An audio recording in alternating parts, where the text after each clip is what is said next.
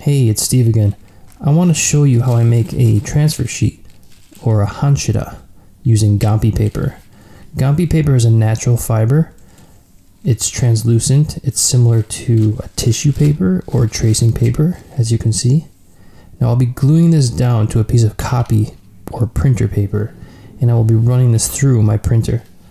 First I'll cut it to size, and position it, make sure it's the right size. Next, I'll be using a repositionable spray adhesive.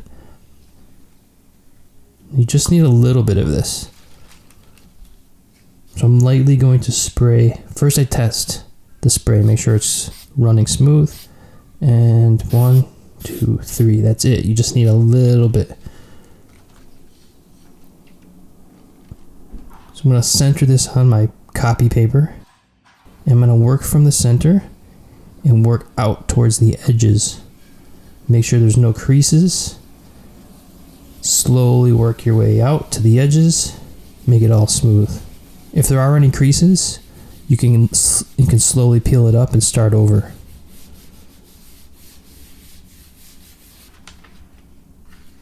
Nice. Now that's looking good.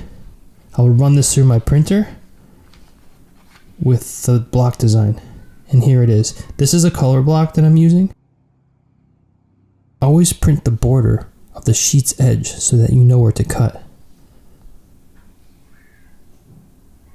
Now I'll trim the design.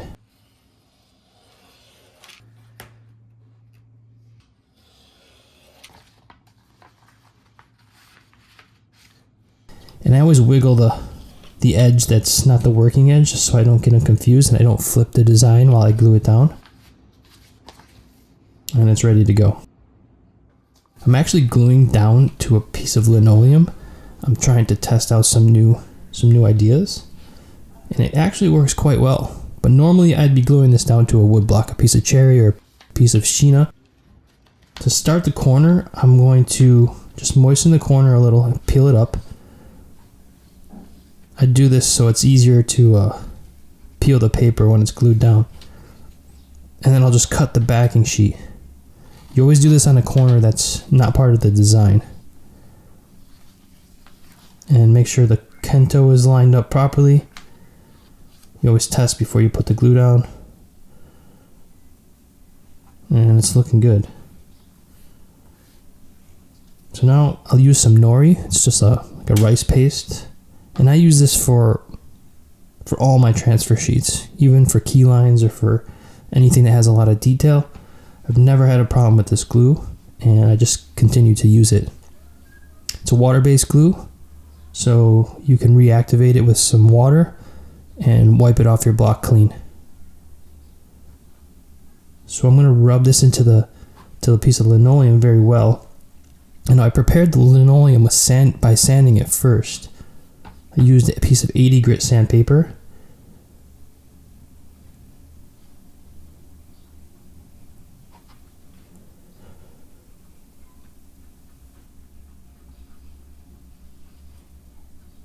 Make sure it's nice and even.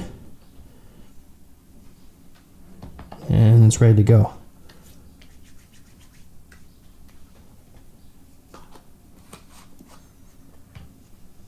The gampi doesn't absorb much moisture, or it doesn't expand very much. That's why it's a great paper to use.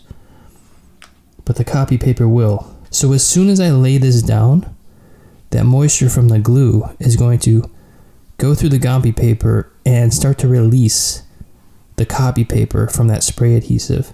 So you don't have tons of time to work, so you want to work kind of fast.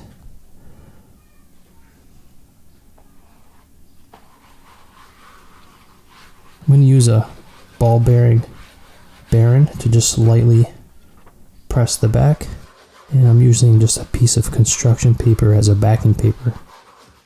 I'm not pressing hard here, I'm just lightly going over the surface evenly. Check the kento, make sure it's all lined up, and I'm going to start peeling now. You can see where I'm peeling from the corner.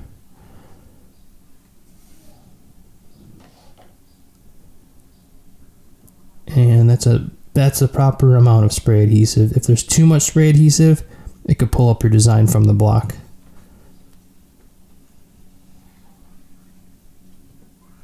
Now if there's any air bubbles or you see any areas that need to be pressed down, you can go over it again with your baren and the backing sheet. Just pressing lightly.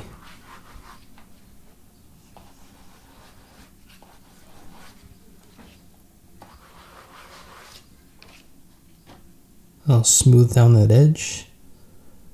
And that's that. Now I will let this dry for a good hour, fully dry, before you start carving. You don't want to carve into a wet surface. No air bubbles, it's looking good. Well, I hope you learned something from this video, and if you like it, please subscribe. Happy carving and happy printing. Thanks.